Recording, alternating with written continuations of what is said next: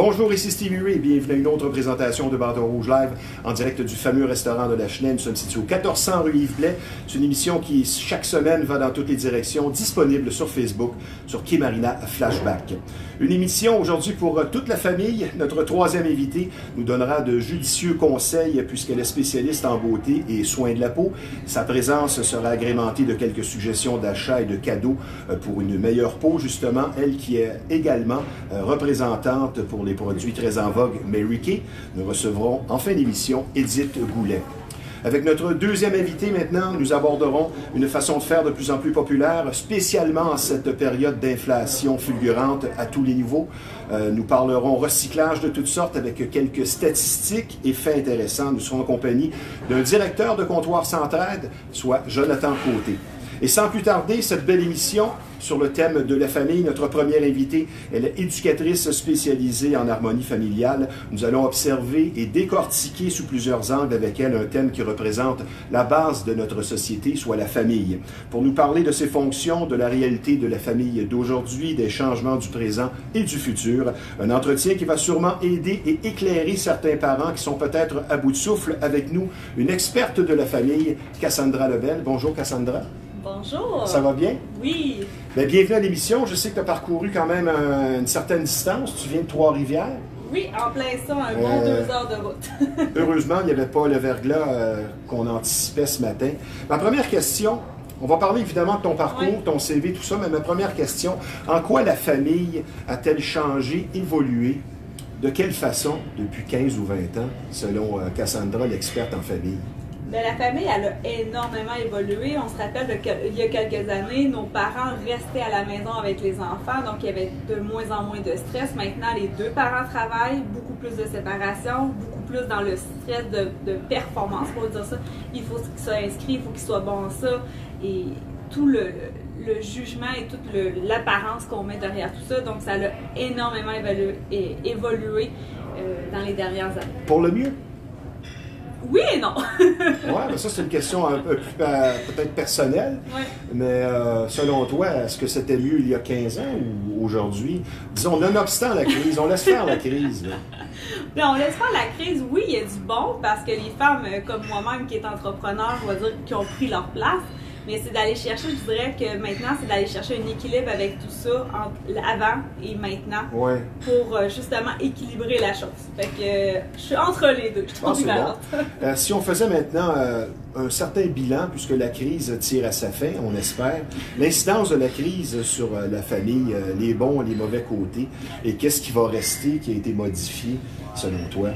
Bien, un des bons coups, je trouve que c'est de remettre les parents dans le bien-être des enfants, donc d'être plus présents à la maison, de savoir ce qui se passe, d'être plus à l'affût, que tout le monde se remonte à la famille. Et je trouve qu'il y a beaucoup aussi le revenir à l'essentiel, qu'est-ce que c'est base de recommencer à cuisiner, de recommencer à passer des moments avec nos enfants, parce que plusieurs l'avaient oublié, puis c'était pas nécessairement des moments de qualité. Donc, avec la crise, ben, ils n'ont pas eu le choix, on n'a pas eu le choix.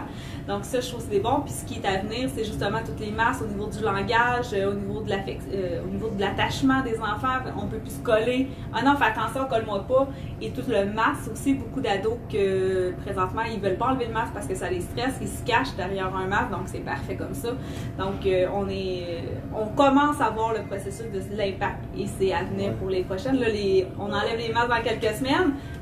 Ça va péter au froid. J'ai bien hâte de voir ça. Péter au froid.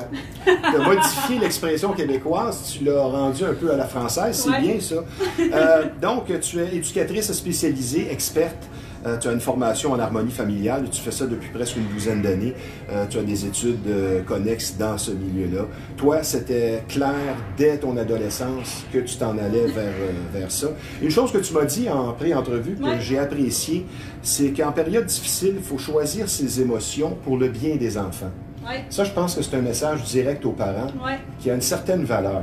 Oui. Parce que dans le stress d'aujourd'hui, ça peut être facile parfois d'avoir une réponse un peu rude. Parce que comme je le disais en début d'émission, les gens sont à bout de souffle, sont fatigués, mais il faut faire attention de choisir ses émotions. Oui, effectivement, de choisir nos émotions puis de voir.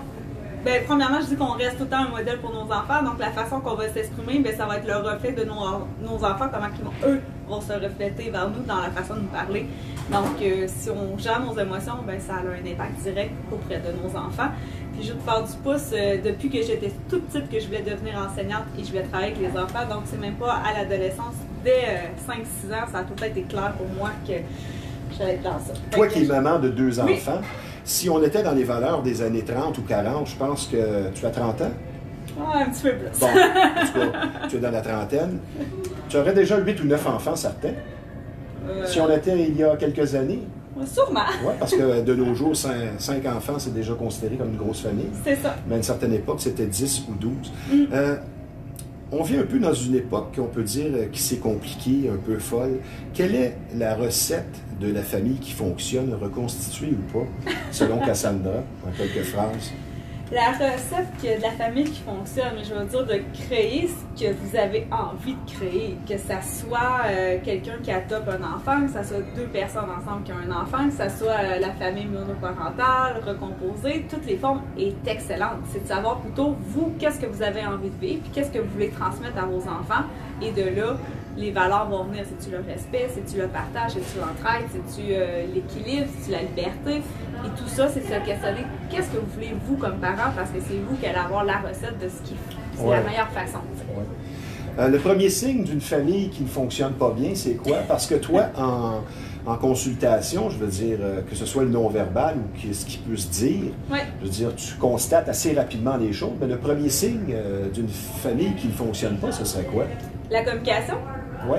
Premier signe, c'est la communication. Commence à se manquer de respect, commence à moins de patience, à crier plus, oui.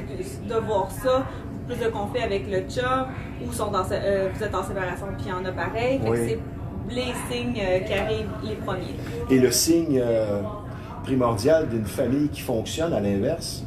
Ben, ils ont du plaisir, ils ont du sourire. Il y a du sourire, ils sont contents d'être parents, tu sais. Une chose aussi que tu m'as dite en pré-entrevue, j'ai trouvé ça un petit peu drôle, mais ça peut excéder certains parents. C'est un facteur qui revient. Les parents sont tannés, sont fatigués, spécialement cette période de crise. Mais c'est l'arrogance des ados. De plus en plus d'enfants rois, selon toi, c'est ce que tu me confiais. Oui. Et un mot sur l'arrogance des ados qui est vécue par les parents plutôt difficilement par moments, et je les comprends. Ils ne savent plus quoi faire, c'est dans tout, ramasse la jambe, hey, arrête, c'est dans tout, puis ça fait même une répétition à l'école. Donc c'est vraiment justement de dire, ok, oui, c'est un ado, mais au-delà de l'arrogance, qu'est-ce qui se cache derrière? Donc il y a souvent des émotions, beaucoup plus de choses qu'on pense à l'arrière d'une simple arrogance. Toi, tu as mis à contribution aussi ton bagage familial parce que tu as passé à peu près à toutes les phases inimaginables. Tes parents se sont séparés, tu as vécu toi aussi ce qu'on appelle une séparation. Oui. Mais tu as été animatrice dans des camps de vacances. Ça fait partie de ton CV. Oui. Tu as toujours été en relation avec le public. En quoi tout ça vient t'aider selon toi? Ben, j'ai tout le temps été dans tes fonctions. Oui, parce que justement, j'ai tout le temps été en contact, j'ai tout le temps été en relation. J'ai vécu tout enfant et adulte, donc toutes les sphères d'une famille. Enfin, autant avec le père, autant tout seul pendant 6 ans, autant en famille recomposée. Donc tout ça, plus l'animation et tout ça, ça fait en sorte que ben, j'amène les enfants, je comprends la famille, je vous comprends vous comme parents, je comprends les enfants aussi. Donc je mets tout ça ensemble pour justement mon bagage, pour me mettre à m'amuser aussi avec les enfants, avec vous comme parents, pour pouvoir aller désamorcer un peu la situation, pour avoir du plaisir, pour arriver à un résultat. Parce que toi, tu m'as confié que tu as vécu ça un peu comme un épisode des Simpsons, où tu te retrouves devant une famille qui se met à s'engueuler, comme si tu n'étais pas là. Ça doit être à la fois drôle et triste. Ah oui, un souvenir il y a quelques années, dans mes débuts de pratique privée, que tu arrives dans une situation de famille séparée, tu as l'ado, puis l'ado arrive avec moi chez le père, puis elle repart avec moi, mais ça se gueulait sur moi à table. J'étais comme, my God, on fait le saut, mon début de pratique. Maintenant, une question dans la catégorie à la mode. Ton premier conseil ultime que tu donnes aux familles reconstituées avec des enfants nombreux parfois, tu leur dis quoi?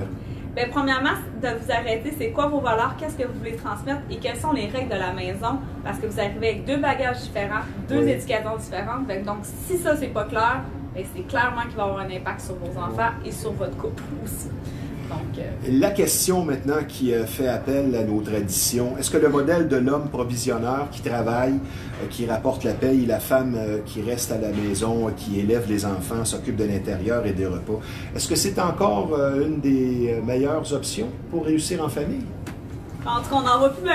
OK. J'ai une de mes Ben, il y en amies- a encore. Oui. Une de mes amies qui m'a dit dernièrement, elle dit, moi j'aurais 10 enfants puis je vais rester à la maison. J'ai dit, fine, je suis allée mon chapeau, moi, ça serait pas moi.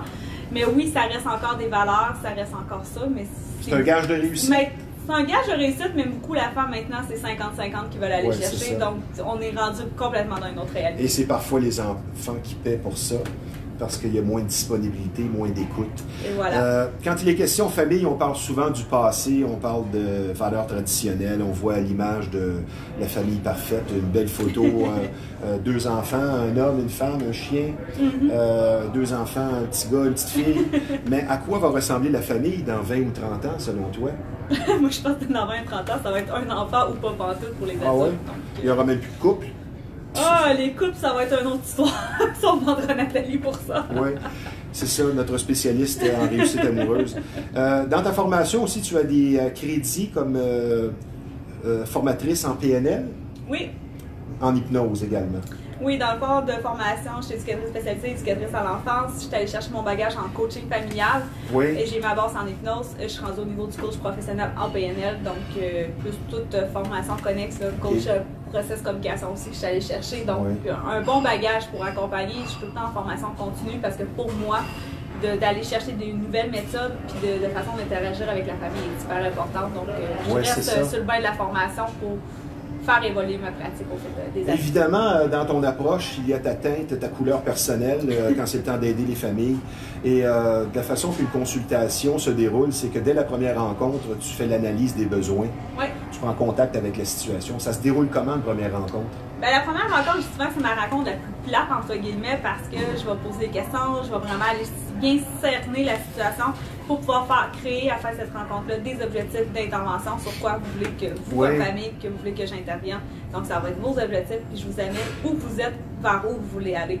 Donc, ça, pour moi, c'est hyper important, peu importe la situation de client, c'est vraiment vers où que vous, comme famille, vous voulez aller. C'est bien dit. Maintenant, on va revenir sur le phénomène des enfants rois qui semble de plus en plus se reproduire.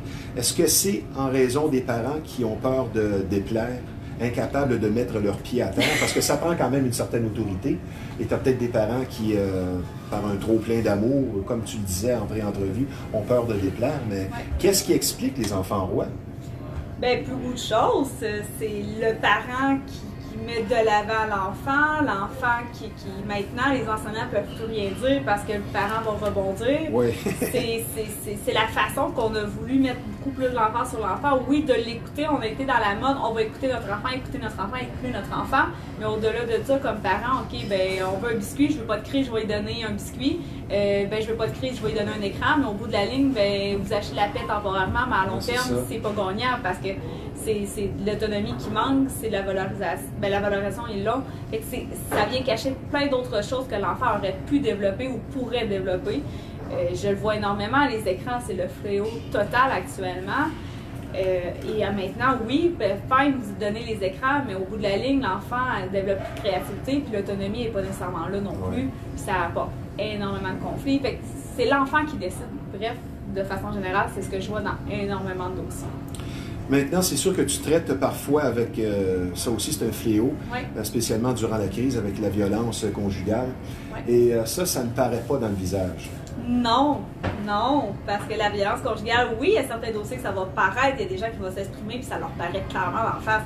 Mais quand on va dans des familles plus aisées, parce que je travaille beaucoup en milieu défavorisé et favorisé, ben ça paraît pas, c'est plus subtil, c'est plus difficile d'aller chercher des preuves, c'est plus difficile d'aller faire ressortir ça. Et des fois, c'est très, très, très subtil. Donc oui, effectivement, consultez les gens pour ça quand vous avez un doute. Il y a des spécialistes, il y a des lignes d'écoute pour la violence conjugale, mais il faut être alerte à ça. Oui, puis à un moment donné, ça fait tellement partie du quotidien que ça devient accepté. Et c'est comme ça que tu passes de la claque au coup de poing. C'est un petit peu dur à dire, mais c'est un phénomène vécu. Suite à cette crise, beaucoup plus de parents rouges vifs, presque dépassés par les événements suite au confinement, dans ce que tu constates? Oui, parce que les parents s'adaptent, les écoles ferment, les écoles rentrent, on en retourne à la maison, on n'en retourne pas à la maison, j'ai 3 enfants, je peux pas travailler, j'ai le stress financier qui embarque, et tout ça, les parents sont énormément en adaptation depuis 2 ans et demi, donc et clairement sont à bout de souffle, parce que je veux pas, s'ils n'ont pas le temps de se reposer pour se ressourcer eux, ben qui les cope, c'est les enfants qui le copent d'une quelconque façon, donc oui, effectivement, les parents sont à bout de souffle, ils savent plus quoi faire, le réseau il est plein, ils peuvent plus demander de l'aide. Ben oui, ils peuvent demander de l'aide, mais ça peut attendre très longtemps. Oui, c'est ça. Donc, ce 8 mois d'attente selon les régions, là, actuellement, et même plus pour certaines régions. Non qu'à te contacter, ça sera beaucoup plus facile aussi. Ben oui. Pour régler toutes sortes de problèmes familiaux. Un des problèmes fréquents, est-ce que c'est encore l'argent au sein du couple et des familles? Ben, les 3 facteurs, c'est communication, argent, sexe. C'est 3 problématiques que j'ai qui ont un impact directement au niveau de la famille. Ouais. On peut passer par-dessus le dernier, mais pas les 2 premiers? Parce qu'avec l'âge aussi, c'est peut-être moins important chez les couples. Ça dépend, mais c'est les 3 facteurs, c'est ça qui ressort le plus. Mais communication, argent, c'est le top 2. C'est ça. Selon toi, combien de familles sur 10 vivent sans difficulté et fonctionnent presque parfaitement en harmonie malgré la crise? Si tu mettais un pourcentage là-dessus, tu dirais quoi? Je dirais 60%. Ah, ben c'est bon, c'est optimiste. Ouais. C'est bon, ça. Je me suis jamais arrêtée à me poser la question, honnêtement. 60%. Dans les familles reconstituées, qu'est-ce qu'on note par rapport, disons, à l'autorité? Est-ce que ce sont les mêmes règles? Parce que là, ce ne sont pas tes enfants. C'est difficile de dire, ben là, ce que tu fais, c'est pas correct. Ouais. Mais tu nous dis quoi là-dessus, des nouvelles familles reconstituées, la façon de fonctionner par rapport à l'autorité? Quand tu veux quand même qu'il y ait un certain ordre dans la maison, là, les enfants chamaillent, ça ne fonctionne pas. Tu nous dis quoi là-dessus? Bien, premièrement, prenez votre temps avant de rencontrer la nouvelle personne à vos enfants, un bon 3 mois. Par la suite, allez-y graduellement quand vous avez à habiter ensemble, puis surtout quand vous avez mélangé des enfants. Et par la suite aussi, bien, assurez-vous que vous êtes sur la même longueur d'onde et restez, puis ce que je veux que vous retenez dans ça, c'est que vous restez le parent principal. C'est pas votre conjoint, par exemple, moi je suis en famille recomposée, c'est pas votre conjoint qui va prendre votre place, les décisions. Vous faites l'autorité, il va appuyer, mais pour ça, il faut que vous parlez et vice-versa. Donc si votre chum n'est pas là, puis vous avez ses enfants, ben oui, ça va être vous. Mais de façon générale, c'est vous comme parent qui restez l'autorité. C'est hyper important parce que c'est le lien de sécurité de vos enfants. Et la crise est venue accentuer les problèmes, tout simplement. Oh oui! Qui sont devenus plus apparents. Oui, parce que c'était déjà là. C'est juste venu x10, rajouter du stress. T'enfermes une famille qui ne s'entend pas bien, je veux dire, ça prend 48 heures, puis on va presque appeler la police. Oui, effectivement. Dernière question avant la pause, ma chère Cassandra, c'est fort intéressant. Personnellement, de toutes les situations parfois chaotiques que tu peux rencontrer dans le cadre de tes fonctions, qu'est-ce qui te désole le plus, qui vient te chercher? Tu te dis ça m'attriste. Ben, des dossiers qu'on ne peut pas intervenir, mettons avec la DPJ, parce qu'on n'a pas assez de preuves, puis c'est l'enfant qui en est comme. C'est ça qui me désole le plus. Tout le galmique, qu'on n'a pas assez de preuves, on n'a pas assez de ça pour pouvoir intervenir pour protéger nos enfants. On prend une petite pause, ça ne sera pas tellement long. Je vous rappelle que vous regardez Bâton Rouge Live en direct du fameux restaurant de la Chenay. C'est un endroit imbattable quand on parle de bons repas. L'atmosphère est très chaleureuse ici. Il n'y a rien de mieux qu'un délicieux steak cuit à votre goût. Mais n'oubliez pas, il n'y a pas que la viande rouge au Bâton Rouge la Chenay. Le menu est complet. C'est un restaurant de choix qui vous attend au 1400 rue Yves Blais. Je donne le numéro de téléphone pour les livraisons et les réservations dans le 450, c'est le 581-1888. Je rappelle également que nous sommes en conversation avec une experte et qui guide les familles vers une harmonie durable, Cassandra Lebel. Maintenant, vous êtes amateur de chasse et de pêche, l'endroit pour vous. C'est Performance Chasse et Pêche, une entreprise qui porte bien son nom.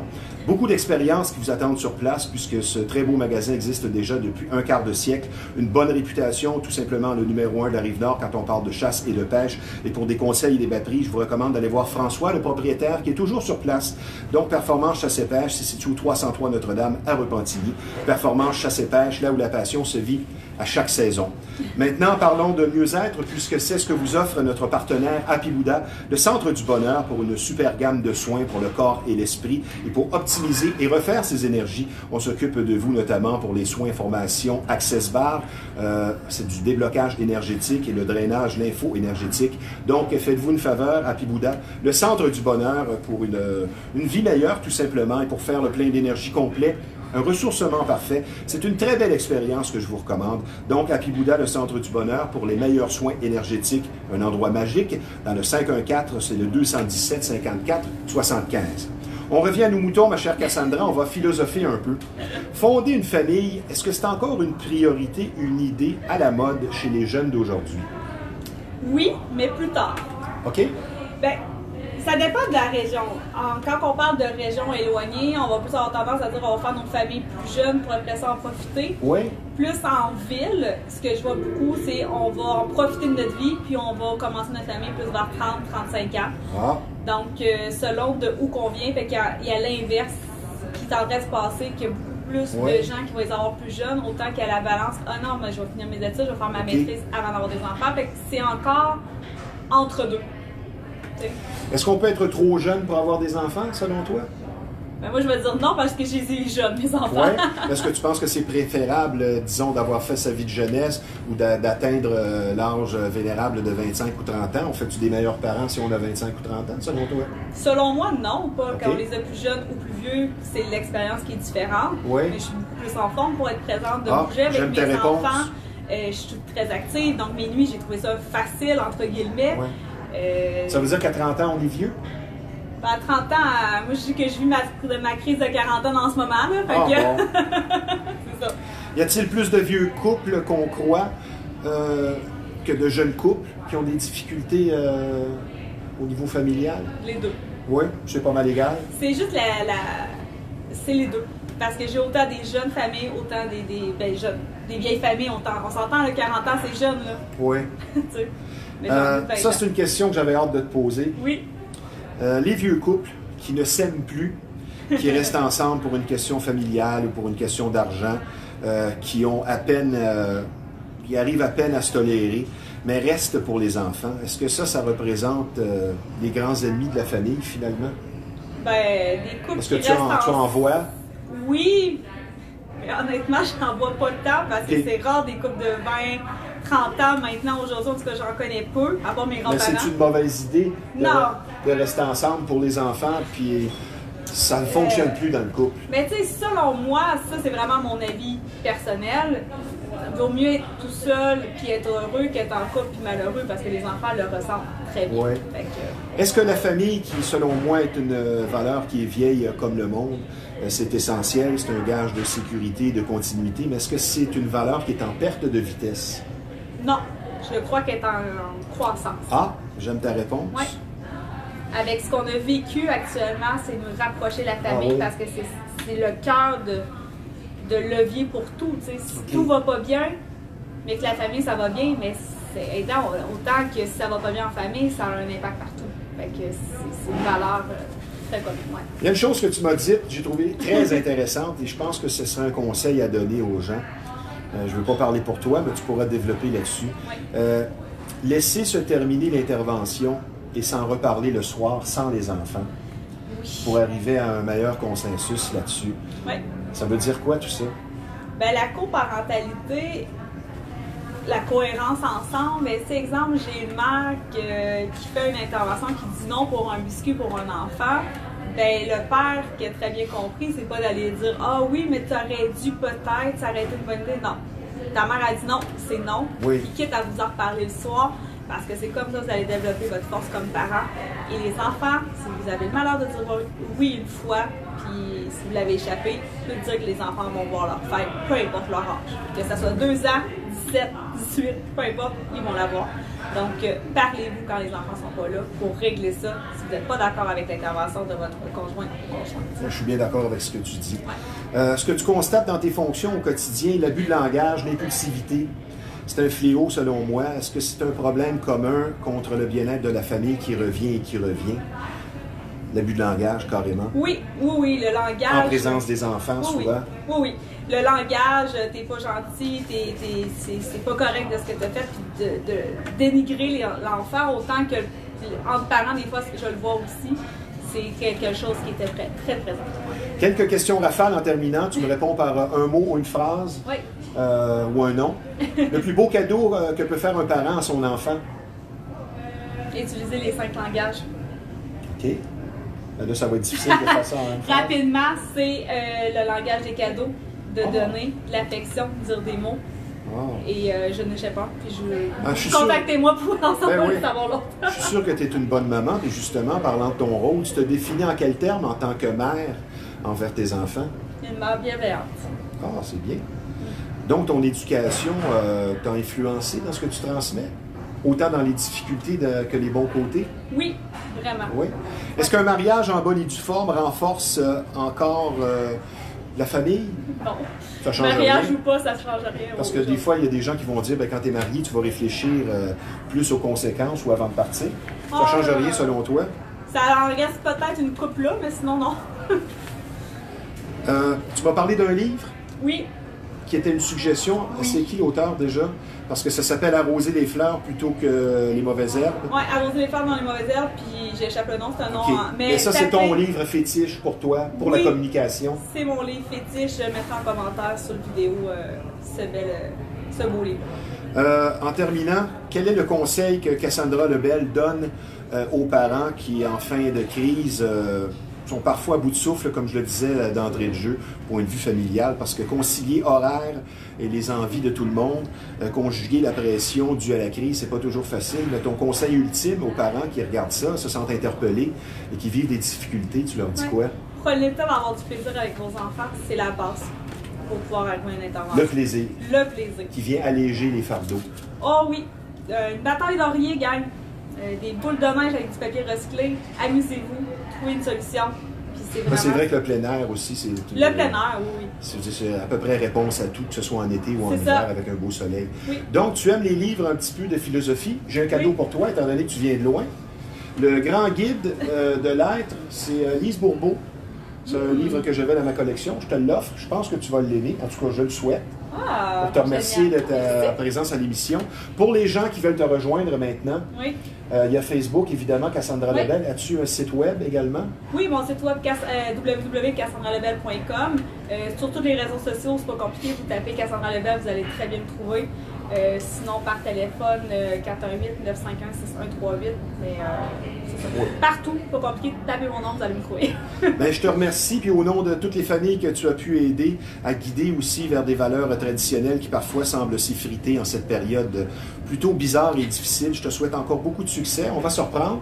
J'avais encore plein de questions à te poser. C'est un sujet qui est pratiquement illimité. Oui. Je te souhaite une belle journée et encore beaucoup de succès dans ton entreprise. C'était fort intéressant, Cassandra. Merci beaucoup. Mais merci de l'invitation, puis à bientôt. À la prochaine. Je vous parle maintenant du tout dernier partenaire à se joindre à l'équipe de Bâton Rouge Live, une entreprise responsable et sérieuse spécialisée dans le dressage et l'entraînement de votre animal favori, soit J'aime ton chien. Courtoisie et expérience font partie de la culture de l'entreprise et que ce soit un simple ajustement sur le comportement pour tout ce qui concerne le dressage et l'entraînement du chien. Évidemment, comme vous le savez, son animal de compagnie, c'est un peu comme un membre de sa famille. On ne veut pas le confier à n'importe qui. Donc, pour consulter et confier son animal en toute confiance, dites-vous que si votre animal favori était un humain, vous iriez chez J'aime ton chien. Donc, le numéro de téléphone de l'entreprise spécialisée en comportement canin dans le 514, c'est le 895-8738.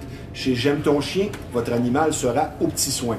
Je vous parle d'un de nos commanditaires qui est avec nous depuis les tout débuts des émissions, soit Samoto, un garage tout à fait particulier dont la réputation n'est plus à refaire. C'est situé au 1133 Notre-Dame à Repentigny. La confiance règne, le travail est bien fait. C'est le respect du client qui est très important chez Samoto. De longues années d'expérience vous attendent sur place. Ce sont tout simplement les tops de la mécanique. Donc Samoto, situé au 1133 Notre-Dame à Repentigny.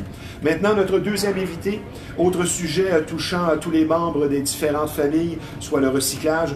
Nous allons parler des nombreux avantages à donner une deuxième vie aux vêtements et à toutes sortes d'articles ayant encore une certaine utilité. Avec nous, un spécialiste en la matière, puisqu'il est directeur d'un comptoir Centraide à la succursale de Terrebonne, Jonathan Côté. Bonjour, Jonathan. Bonjour, Stevie. Ça va bien? Oui, vous? Ben oui, certainement. Ça fait drôle que tu vous vois parce qu'on se connaît, puis c'est rare ça, mais c'est bien correct. On va resituer les gens. Toi, tu es directeur déjà depuis quelques années. Vous êtes dans le recyclage. C'est une bonne cause. Ma première question, si on donne une définition au recyclage, tu dis quoi? Si on a une définition, ça peut être très large ou c'est... Ben, disons dans ce que vous faites au comptoir, qui est principalement des meubles, des vêtements, des articles, que ce soit des ustensiles ou à peu près tout se retrouve dans votre endroit. Mais tu dis quoi sur le recyclage en termes de définition? En termes de définition? Oui. C'est un peu difficile à cibler, mais le recyclage pour nous, c'est réutiliser les objets qu'on reçoit le plus possible. Donner une deuxième vie. Donner une deuxième vie, ne pas les envoyer au dépotoir. On fait du recyclage de métal, bon pour l'environnement. Le carton, le plastique évidemment. On essaie de tout envoyer aux bons endroits. On a la ville qui vient chercher les gros déchets. Oui. Je faisais les meubles, ça ne rentre pas bien dans un conteneur. C'est ça. Fait qu'on essaie vraiment de tout réutiliser le plus possible. Tout ce qui est réutilisable, on essaie de le remettre en marche, de le faire fonctionner pour que les gens puissent le réutiliser et s'en servir. Et toi, tes fonctions comme directeur, quelles sont-elles? Parce que, outre le fait aussi de gérer plusieurs caractères, c'est pas toujours nécessairement facile et aussi tu vas avoir des clients qui vont être un petit peu malcommodes dans le temps de la crise. Mais toi, tes fonctions, principalement, c'est quoi? C'est sûr qu'en tant que directeur, il faut que je gère les politiques du comptoir. Oui. Pendant la pandémie, il y a eu des changements, il y a eu des limitations du nombre de clients, le port du masque, le désinfectant aux portes, par exemple. C'est toutes des nouvelles mesures qui ont été contestées parfois. Qui ont été souvent contestées. Mais la plupart les respectent. Contrairement, on se rappelle souvent des mauvaises personnes, mais les gens sont bien respectueux normalement des conseils. Il faut que je m'assure des papiers soient bien faits, les payes, c'est ça. Toute la paperasse tourne autour de mon poste. Je pense que ça fait un peu le tour. Je pense, je te connais depuis un certain temps, je connais certains de tes employés. Ta qualité première indispensable comme gérant, c'est que tu es humain. Mais c'est quoi que tu vises dans ton approche, toi, avec les gens et avec tes employés? Ta devise personnelle comme patron, ce serait quoi? Parce que, je le dis, je le répète, tu es une personne, professionnellement, tu es très apprécié, mais c'est quoi ta devise personnelle? Bien, je crois que chaque employé ou chaque personne, client, peu importe, il faut qu'ils aient une expérience qui sont heureux. Il faut les rendre heureux dans la vie. Le client, que ce soit l'employé, il faut un employé heureux, on dit tout le temps que ça performe plus. C'est ça. On essaie toujours d'améliorer la situation pour que c'est plus facile pour un employé, pour les clients aussi de trouver les objets, c'est plus facile. C'est dans cette optique-là tout le temps que je travaille, que ce soit plus facile, mais aussi que ça soit plus le fun pour eux. Comme toute sphère d'activité, le recyclage, parfois, vit ses préjugés. Tu as beaucoup de gens qui ne vont pas aller dans ces endroits-là parce que pour eux autres, ce sont toutes des cochonneries. Mais c'est pas le cas. On peut même parfois trouver des pièces de collection. Moi, je vais te confier que j'ai le premier micro-sillon des Beatles que j'ai trouvé, j'ai payé $1. Je veux dire, c'est pas toujours des trésors qu'on va trouver. Mais tu nous dis quoi sur ce préjugé-là, qui est quand même parfois assez tenace, spécialement chez les gens qui sont peut-être plus fortunés? Le préjugé a tendance à s'en aller ces temps-ci. Il y a beaucoup plus de gens qui viennent maintenant à l'entreprise, c'est beaucoup plus valorisé vu que c'est du second main. Puis l'écologie, c'est un mouvement à la mode. Et avec l'inflation? L'inflation, entre autres, c'est des articles à bas prix qu'on trouve. Oui. On trouve de tout, on trouve des beaux objets, on a des fois des télé de 42 pouces, 50 pouces. Les gens sont contents quand ils en trouvent une. On ne s'en attend pas tout le temps, mais quand tu viens faire ton tour et tu la trouves, ça peut bien être en heureux. Ouais. On va maintenant parler de l'incidence de la crise, parce que tu me confiais que tu vois beaucoup de nouveaux visages. Je pense qu'il y a des gens qui se sont conscientisés, non seulement le fait de donner une seconde vie à des articles, à des vêtements, c'est une belle cause, mais l'inflation n'aide pas, mais tu as de plus en plus de nouveaux visages. Oui, mais depuis la pandémie, on a remarqué qu'il y a beaucoup de nouveaux visages qui viennent. On ne sait pas trop, je ne pourrais pas dire que c'est parce qu'ils ont moins d'argent. Ils explorent. Il y a des nouvelles personnes qui explorent, des nouvelles façons d'économiser, puis c'est des bonnes choses pour nous, on ne s'en plaindra pas. Mais c'est quelque chose aussi qu'il faut porter attention parce que l'inflation a augmenté, comme on en a parlé tantôt, c'est 6,1 dans l'alimentation puis 5,1 au Canada au total. Oui, c'est ça. Fait que ça joue quand même dans le budget des familles, puis je pense que c'est un bon moyen d'économiser, de venir chercher sa vie, entre autres, au comptoir. Est-ce qu'il y a des façons de faire qui ont été nouvelles durant la crise, qui sont là pour rester, selon toi? Je suis pas sûr de te suivre. Ben, disons, il y a des façons de procéder, là, un panier par personne, l'éternel masque. Mais est-ce qu'il y a selon toi, des mesures qui vont rester dans les façons de procéder? Peut-être plus sécuritaires par rapport aux maladies ou quoi que ce soit, dans le recyclage? Dans le recyclage, je dirais plus dans les magasins au détail. Sûrement que le purel à la porte va peut-être être quelque chose qui va rester pour les magasins. Le masque, d'après moi, les gens vont l'enlever, fait qu'on n'a pas grand contrôle là-dessus. Sinon, je veux dire, il y a des façons de faire qui ont été changées. On a vu tous les commerces ont dû s'adapter. Pas tellement le choix.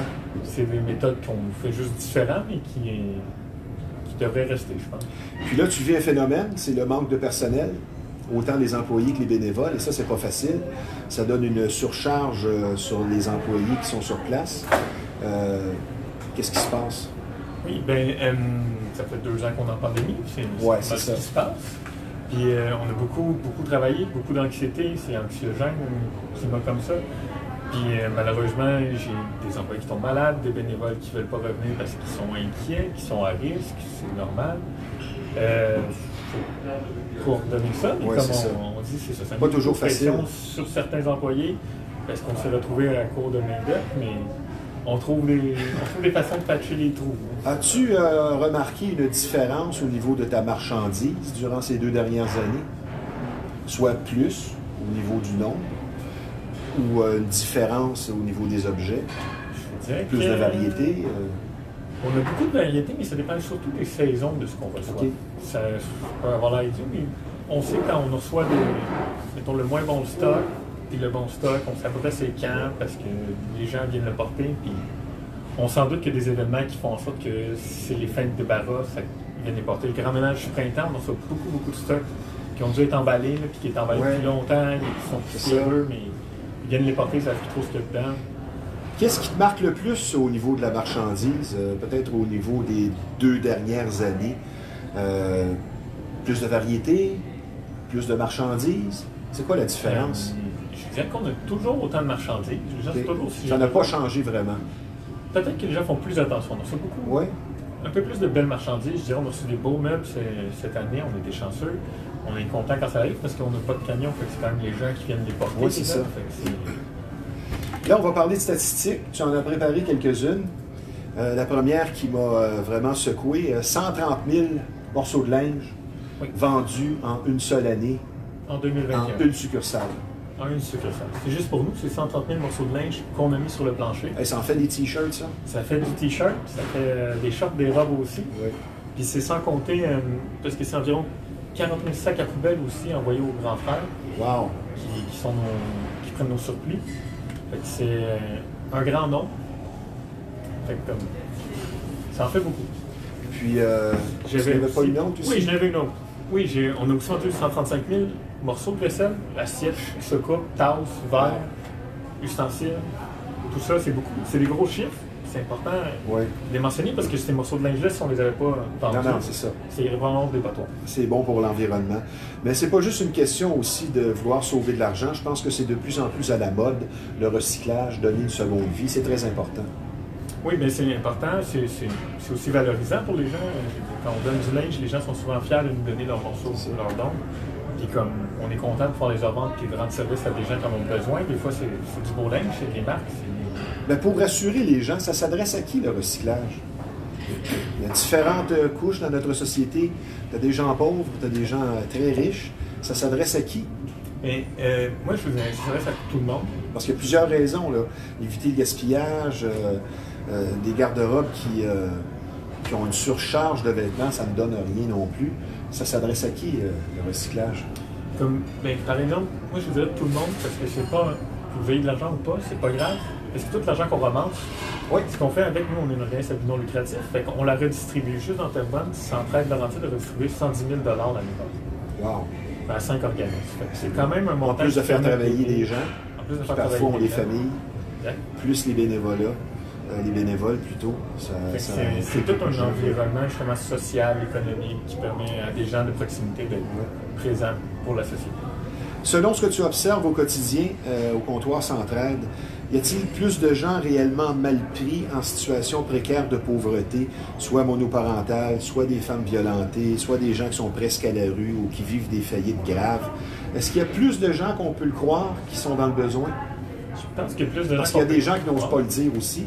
Ça, c'est une réalité. C'est une réalité. Je ne peux pas témoigner de les situations exactes, je n'ai pas de statistiques dessus. Je sais que, par exemple, depuis la pandémie, il y a eu beaucoup de renouvellement. On fait des dépannages. On permet aux gens de s'habiller. On leur offre. On leur permet une chance de partir comme il faut. On leur offre du linge, des meubles, de la vaisselle, qui puissent bien partir dans leur vie. Fait qu'on a eu beaucoup plus les autres années que l'année passée que les autres années d'avant. Il y a eu comme une remontée de ça. J'imagine qu'ils sont plus dans le besoin, mais je ne peux pas vous dire pour quelle raison. Ben, je pense que le bon côté, malgré le nombre peut-être de snobs ou de sceptiques, le bon côté pour des employés du recyclage de toutes sortes, c'est que vous ne manquerez jamais de travail. Il y aura toujours du recyclage à faire. On n'est pas parti pour manquer de travail. Au nombre de vêtements et d'articles qui passent par là, par votre endroit, je veux dire, c'est vraiment fabuleux. Maintenant, donner plus au moins bien nantis sera de plus en plus important. Es-tu d'accord avec ça? Évidemment, oui. Oui, on n'a pas le choix, vraiment. Mais pour différentes raisons. Pas seulement pour se débarrasser, comme on dit en bon québécois, de nos cochonneries. OK. Et je pense qu'il faut donner, entre autres, au suivant. Si on a la possibilité de donner à quelqu'un pour l'aider, je pense que c'est déjà un bon départ. Surtout qu'on vit dans une société où l'écart de richesse s'agrandit toujours plus. Oui, c'est ça. Il suffit d'un geste aussi pour partager, parce que je pense que dans notre société présentement, la répartition de la tarte va être de plus en plus élaborée. Ça va être un besoin.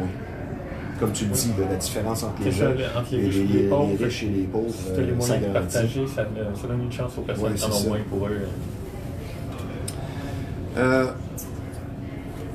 Qu'est-ce que tu vois dans l'avenir du recyclage? À court terme? Mettons, la crise se termine, tu vois quoi? Je sais qu'il y a beaucoup de projets qui sont en cours, mais entre autres, je pense que Québec devrait repenser à la façon qu'on utilise les textiles usagés. Parce qu'on ne peut pas l'utiliser ici au Québec pour le rembourrage. Ouais. Ça bloque beaucoup les options pour justement les textiles en surplus ou les textiles usagés un peu désuets pour nous. On ne peut pas les utiliser nulle part. Fait que comme ça bloque, puis ça va beaucoup dans l'export à ce temps-là. Moi, il y a une chose que j'aimerais dire aux gens, c'est que les vêtements qu'on retrouve au comptoir Centraide, parfois ils sentent bon, parce que les gens sont respectueux, prennent le temps de les laver avant de les apporter. Puis pour la plupart des morceaux de linge qu'on va retrouver là, ben, c'est propre. C'est pas tout croche, c'est encore utilisable, vraiment. Qui reviennent du nettoyeur puis qui sont contents de nous dire, puis ils font ça de bon cœur. Il y a personne qui vient vraiment donner de mauvaise foi.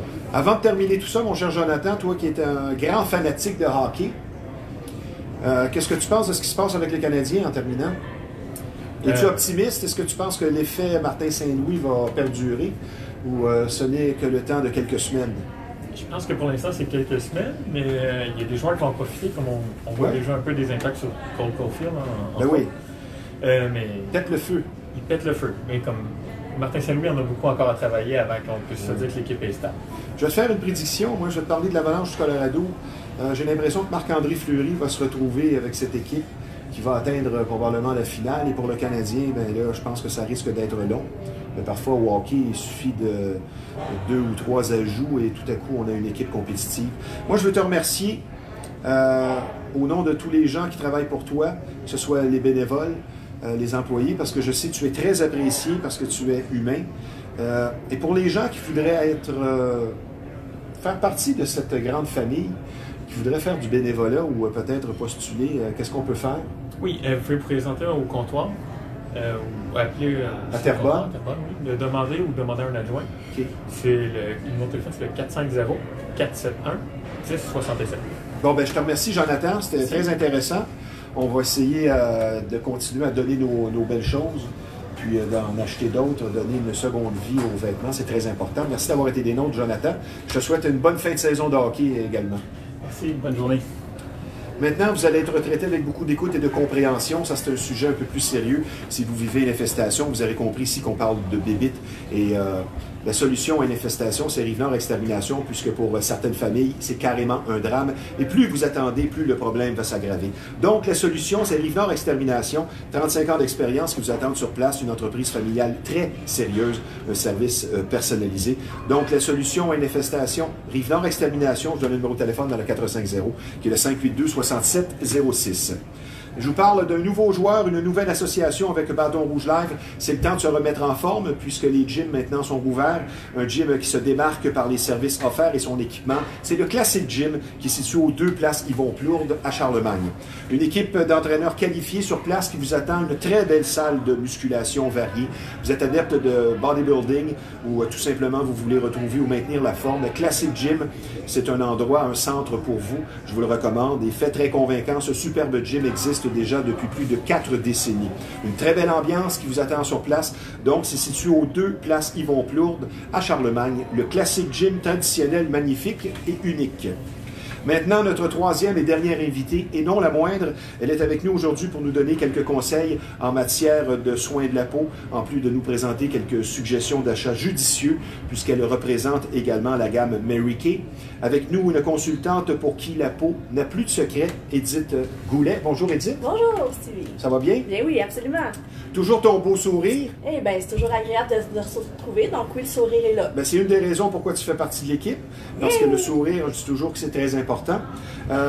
Je vais y aller dans le vif du sujet parce que tu m'as parlé de nutrition cellulaire, de collagène cette semaine, d'antioxydants, parce que traiter la peau par l'intérieur, ça compte aussi, c'est très important. Et j'aimerais que tu me développes un petit peu sur cette idée, parce que tu as des nouveaux produits aussi que tu vas nous présenter, parce qu'on ne peut couvrir les 3 couches de peau seulement par l'extérieur, donc l'intérieur. Ça veut dire quoi tout ça? Je commence à être expert un petit peu. Oui, quand même, depuis le temps. Mais ça veut dire quoi tout ça? Bien, ça veut dire qu'effectivement, parce qu'avec la vie de fou qu'on mène, souvent, au niveau de la nutrition, donc quand on se nourrit, bien, c'est ce qui fait notre moteur, c'est ce qui nous donne notre énergie, qui fait qu'on est capable de combattre. Ça renforce notre système immunitaire, mais souvent, après ça, c'est que ce qu'on se nourrit, ce qu'on met dans notre assiette, souvent n'est pas assez suffisant pour être capable d'aller créer, en fait, d'aller nourrir nos cellules pour qu'ils puissent faire leur travail par eux-mêmes. Qu'est-ce qui serait très important de manger pour la peau? Ben, en fait, il n'y a pas... C'est sûr, fruits et légumes, le classique. C'est vraiment d'avoir une nutrition qui a beaucoup de minéraux, puis c'est de varier, la nourriture avec de la couleur, puis vraiment à ce moment-là, s'assurer que c'est vraiment vitamines et minéraux qui est essentiel pour, pour notre corps, notre peau et tout ça. Et puis là, puisque ça devient des fois, ben, on est stressé, donc on se nourrit pas bien, on arrête ici et là, on prend pas le temps de bien se nourrir. Bien, la nutrition cellulaire, donc d'aller avec des suppléments, c'est ce qui va nous aider à ce moment-là à combler le manque qu'il y a par notre nourriture. Donc, c'est une façon de faire qui sera de plus en plus développée. Et ça s'en vient de plus en plus populaire parce qu'effectivement, dans le temps, on n'entendait pas ça, des antioxydants, on n'entendait pas parler de collagène. Et c'est de plus en plus populaire parce qu'on s'aperçoit justement que le collagène, c'est quelque chose que notre corps fabrique naturellement. Oui, mais il y a sa limite. Mais c'est qu'à partir, c'est drôle à savoir, mais à partir de 20 ans, de la mi-vingtaine, ça commence à diminuer cette fabrication-là naturelle. Donc, on commence à perdre de notre collagène. Wow. Puis ça, on s'en aperçoit pas. Puis dès l'âge de 20 ans? Oui, à partir de 20 ans, notre cellule ne fabrique plus. Ça fait longtemps que j'en ai perdu. Puis le collagène, en fait, il y a 3 types de collagène. Bien, il existe plusieurs types de collagène. On en connaît surtout 3. Donc, il y a le collagène au niveau de la peau. Il y a le collagène qui existe au niveau de nos jointures, donc tout ce qui est articulation. Et les autres, c'est au niveau des muscles, organes et artères. Donc ça, c'est quand même ce qui est tout, en fait, notre corps au complet. Donc, il faut aller à ce moment-là aider à justement continuer à avoir ce collagène-là. Parce que surtout au niveau de la peau, le collagène qui est là, c'est ce qui va nous donner notre élasticité, notre flux, le fait qu'une belle peau qui est saine, tendue, qui est non flasque et tout ça. Donc, puisque avec le temps, ça se perd, c'est pour ça que quand on vieillit, on s'aperçoit que notre peau est plus flasque, est plus mince. Donc, d'aller à ce moment-là ajouter un supplément de collagène va nous garder une belle épaisseur de peau qui va faire que l'élasticité et tout ça de notre peau va rester au maximum. Donc, comme tu le dis si bien, souvent le potentiel santé-beauté de la tête aux pieds, de l'extérieur et de l'intérieur. Tu m'as parlé aussi de facelift énergétique. Travailler certains points du visage pour dénouer les tensions, ça veut dire quoi ça? Bien, effectivement, c'est que sans s'en rendre compte, tous les aléas de la vie, notre visage, en fait, il parle beaucoup. On est surpris, on va faire une mimique. On est fâché, donc nos muscles au niveau du visage travaillent énormément et ça enregistre. Surtout en période de stress. Surtout en période de stress. Toutes ces mimiques-là, tous ces stress-là s'enregistrent au niveau de notre visage musculairement et au niveau des cellules. Puis vous regardez même, des fois, on va voir un visage de quelqu'un qu'on dit « Oh mon Dieu, il a bien eu difficile » parce que les traits, les cheveux, je l'entends souvent, celle-là. Le visage parle. sans qu'on s'en rende compte. Donc, le facelift énergétique, ce que ça vient faire, c'est justement d'aller énergiser ces cellules-là puis les muscles au niveau du visage pour justement réveiller et détendre tout ça, qui fait que à ce moment-là, si nos muscles sont moins tendus, moins tout, donc on va avoir moins de rythme, notre visage va avoir beaucoup plus lumineux, il va y avoir quelque chose qui va se réveiller au niveau de toute la couleur de la peau et tout ça. Ouais. Donc, une mentalité qui évolue aussi, une belle peau, signe d'un bel intérieur. C'est une incidence directe et incontestable. Maintenant, ma question, on se répète, mais pendant que tu es là, on va en profiter parce que c'est important. L'erreur la plus fréquente et commune commise en matière de soins de la peau. Coucher sans se démaquiller, ça revient. Pour les femmes? C'est ça. Il y a certains hommes, ça commence à être à la mode. Aussi. On voit du cutex chez les hommes de plus en plus. C'est bien correct. Mais l'erreur la plus fréquente et commune, c'est laquelle? En fait, c'est de ne pas protéger notre peau contre le soleil. Ah oui. Oui, parce que le soleil est un des facteurs les plus marquants au niveau du vieillissement de la peau, ce qui est le facteur premier, et même au niveau aussi du collagène. Ça détruit le collagène, l'exposition au soleil. Oui, exactement. Donc, autant le stress, autant fumer, c'est vraiment... Plus d'une heure au soleil, spécialement entre midi et 14 heures, sans protection, c'est courir oui, puis je vous dirais, puis souvent, l'erreur, les gens qui font aussi, ils disent, je m'en vais juste dans ma voiture, je fais juste rentrer-sortir, mais le soleil, il passe à travers les pare-brises, il passe à travers Donc, notre visage est toujours en contact avec le soleil. Même l'hiver. Oui, mais l'hiver, je veux dire, faire du ski, tu vas prendre un coup de soleil dans le visage. Donc, les UVA, les UVB, ces choses-là traversent toutes ces choses-là. Donc, peu importe, dès qu'on a à l'extérieur ou extérieur de la maison, on jardine un petit demeure ou quelque chose comme ça, il faut se protéger. Une question qui résume bien l'ensemble de la chose. Le conseil le plus important quand on parle de soins de la peau, tu dis quoi? Parce que c'est un ensemble de choses et de processus. Mais ton conseil le plus important, c'est quoi? Mon conseil le plus important, c'est vraiment être assuré d'être nettoyé. C'est déjà prime-abord, déjà un bon début matin et soir. Parce que, en fait, notre peau, elle travaille la nuit, elle travaille dans la journée. Donc, c'est important d'aller nettoyer avec quelque chose comme il faut. Je fais souvent l'exemple avec votre vaisselle. Si vous faites juste la rincer, vous la remettez là. Si on la regardera au microscope ou quoi que ce soit, on s'entend que... Bonne comparaison. Tu pourrais voir qu'est-ce que la personne a mangé avant toi. C'est ça. Fait que, un savon, quelque chose qui est doux, qui est adapté à notre type de peau, à notre fragilité, parce qu'il y a des gens qui ont de l'hypersensibilité. Et de là, l'importance de consulter une spécialiste. Exactement, pour vraiment que vous ayez le bon produit pour vous et que vous ne dépensez pas votre argent pour rien. Parce que les gens pensent, je crois, qu'ils vont consulter seulement s'il y a un problème, exemple, plus grave d'acné ou quoi que ce soit. Mais pour l'entretien au quotidien, c'est important de savoir où on s'en va. Oui, exactement. Parce que moi, je fais souvent aussi l'exemple de la différence avec, mettons, une esthéticienne et un garagiste. Dans le sens que l'esthéticienne, elle est là justement pour... faire les entretiens saisonniers et tout ça, comme le garagiste quand vous allez faire vos changements d'huile, les changements de nœuds et les petites choses qui ne vont pas. Une conseillère en soins de beauté, elle est là pour vous guider au quotidien. Donc, c'est votre essence que vous allez mettre dans votre voiture, le lave-glace que vous allez mettre pour laver vos...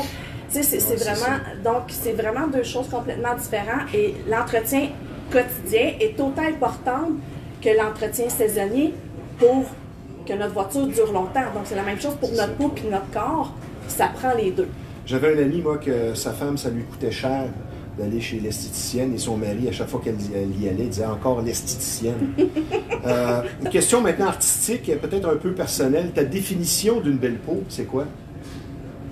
Quand tu vois les gens, là, ils arrivent en consultation ou quoi que ce soit, ta définition personnelle d'une belle peau? C'est une peau qui est lumineuse, qui a quand même... une belle tonicité dans le sens que puis une belle couleur de... Souvent, il y a des gens qui ont des teintes ternes et verdâtres ou des choses comme ça. Donc, une peau qui est en santé, qui est saine, quand on te dit que tu es vert, ça va pas tellement bien. Ouais, ben là, ça peut être pour d'autres Et c'est ça, il y pratiques. a Hein. toutes sortes de problèmes. Toi qui es dans les soins de la peau et de la beauté, c'est quoi, selon toi, selon Edith Goulet, la définition de la beauté féminine? En rapport avec la peau, mais dans son ensemble aussi. Ben moi, la beauté féminine, c'est sûr qu'à part déjà... Ben, je trouve que c'est un mélange des deux. Oui. Donc, quand tu as une beauté intérieure, elle va se refléter vers l'extérieur. Et des fois... Ah, c'est tellement vrai. Puis des fois, ce qui peut aider, c'est que quand tu te sens belle à l'extérieur, soit parce que tu viens de te mettre un petit mascara, tu viens de te mettre un petit rouge à lèvres, ben non, je pense qu'il n'y a jamais personne trop sûr de soi. Okay. Et des fois, ça fait juste faire du bien, qui fait qu'à ce moment-là, te regarder, tu as une confiance qui vient en toi. Oui. Donc, les deux ont un lien indéniable. Donc... Mais ce que je dis souvent, moi, tu auras beau avoir devant toi la plus belle des femmes, si elle ne sourit pas, elle n'est plus dans cette catégorie-là. Ben, puis même à ça, tu peux avoir une belle personne, mais qu'intérieurement, elle dégage rien. Puis donc, souvent, il y a des fois, la beauté intérieure va faire refléter une beauté extérieure que... On va procéder maintenant avec les suggestions que tu as apportées. Bien sûr. Si tu veux commencer, il nous reste encore 5 minutes. Parfait. Donc, c'est sûr que ce que j'ai apporté, ben, c'est effectivement au niveau du collagène. Okay. Donc, c'est une poudre qui est ajoutée à ce offert par Mary Kay. Offert par Mary Kay, puis il y en a dans plein d'autres compagnies, mais il faut juste vous assurer que le collagène que vous achetez est pour la peau. Comme je vous ai dit, il en existe pour plusieurs types. Donc, c'est vraiment un pot, c'est en poudre, c'est à rajouter dans yogourt, boisson ou quelque chose comme ça. C'est à manger. Ça se vend combien? Ça se vend 60 $, puis ça dure 1 à 2 mois. OK? Tout dépendant des fois si on l'oublie ou quoi que ce soit, là, mais c'est idéalement à tous les jours ou 3-4 fois par semaine pour être capable d'avoir un bon résultat au bout de 4 à 5 mois. OK? Les antioxydants, ça on n'a pas parlé tout à l'heure. Très important pour rester jeune. Ben oui, parce qu'en fait, souvent on entend parler des radicaux libres. Mais un radicaux libre, c'est quoi? C'est que dans le fond, c'est une cellule qui a perdu un électron et cet électron-là se promène. Donc, ça s'appelle un radicaux libre. Et ce radicaux libre, lui, il va aller se promener puis il va aller s'attacher aux organes, il va aller attaquer les bonnes cellules pour, à ce moment-là, adhérer à des organes et créer des mots, M-A-U-X. OK? Donc, ça fait qu'à ce moment-là, ben, s'il y en a plusieurs qui viennent s'attacher à là, ben là, on peut créer certaines maladies et quoi que ce soit.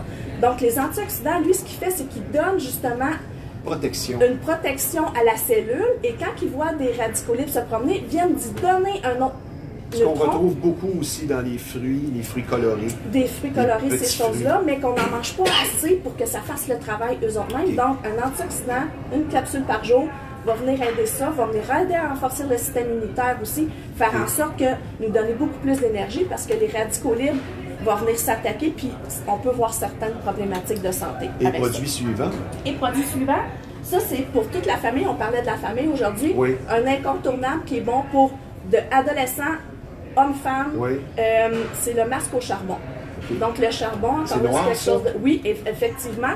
Et ça vient aider vraiment à, pour les ados, les jeunes qui ont des problèmes au niveau des boutons, de l'acné, ça va vraiment être une solution. Pour les hommes, souvent, les hommes, ils ont un grain de peau, un port de peau plus gros.